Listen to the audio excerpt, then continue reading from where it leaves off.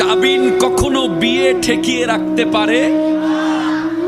1 কোটি টাকা কাবিন দিলেও ভাঙার যেটা ভেঙেই যাবে, আর 1 লাখ টাকা দিলে জোড়া লাগারটা লেগেই থাকবে। কথা বলেন, আমরা বুঝাইতেই পারি নাই।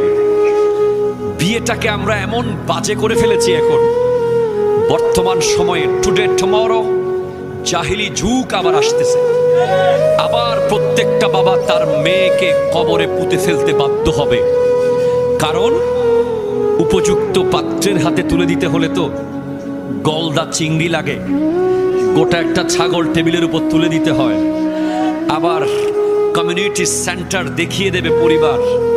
আবার জামাই যখন ঈদের সময় বেড়াতে যায়, ঈদের বকশিস 5,000 টাকার নিচে দিলে বউয়ের উপর টর্চার চলে। ঠিক কিনা কথা বলেন?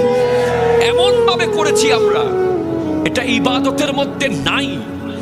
অথচ আপনি অবাক হয়ে যাবেন যে এই বিয়ে পৃথিবীর সর্বপ্রথম সম্পর্ক, যেটা হযরত আদম আর হযরতে হাওয়া আলাইহিস সালামের মধ্যে হয়েছে।